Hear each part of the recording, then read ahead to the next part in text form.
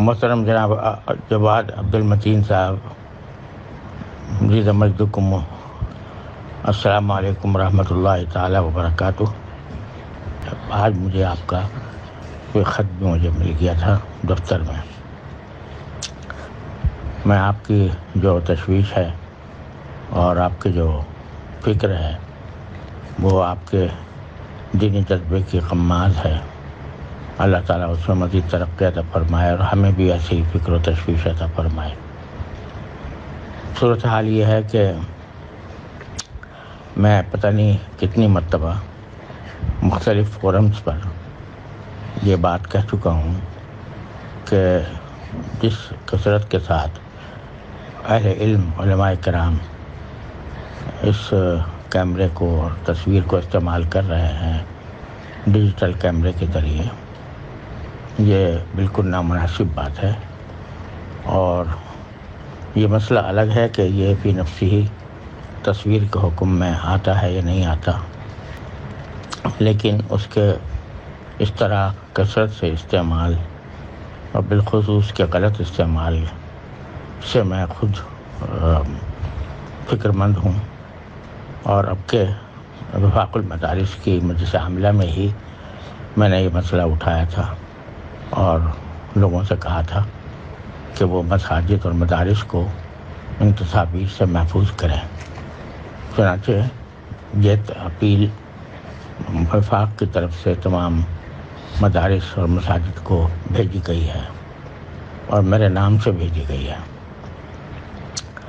اور الحمدللہ اس کا فی الجملہ اثر بھی ہوا ہے۔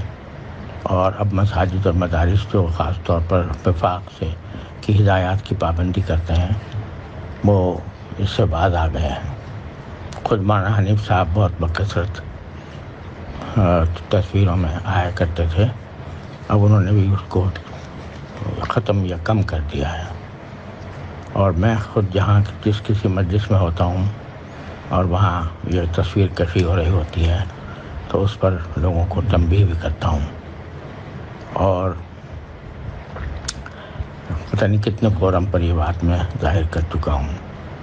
اور خود اپنے ہمارے دارالعلوم کے اندر ہم نے کیمرے والے موبائل کی نہ صرف مکمل ممانعت کی ہوئی ہے، بلکہ اگر پچھلے دنوں کچھ طلباء کے پاس کیمرے والے موبائل پائے گئے تو ان کا اخراج کر دیا گیا، اور ان سے اس سال باوجود کہ وہ دورہ حدیث کے طلباء تھے ان کو بھی ہم نے داخل کرنے سے اس بنا پر انکار کیا۔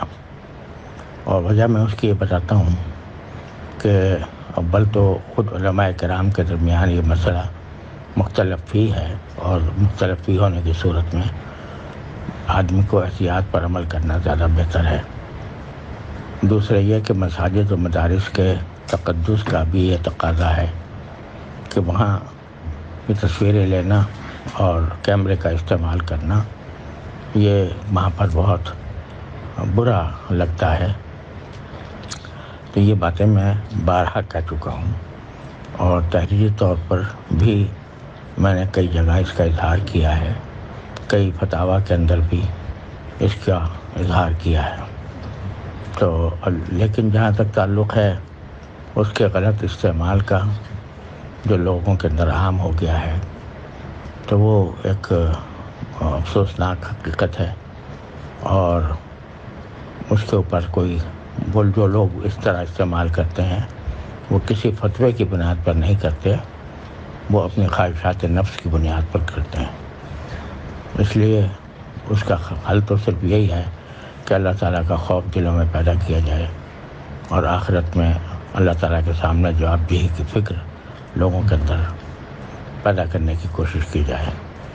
اپنی بساط کی حد تک ہم یہ کام کرتے رہتے ہیں، اب بھی کر رہے ہیں، اور انشاءاللہ آئندہ بھی کریں گے۔ اللہ تبارک و تعالیٰ آپ کو اس تنبیہ پر جزائے خیر عطا فرمائے۔ السلام علیکم ورحمۃ اللہ تعالیٰ وبرکاتہ۔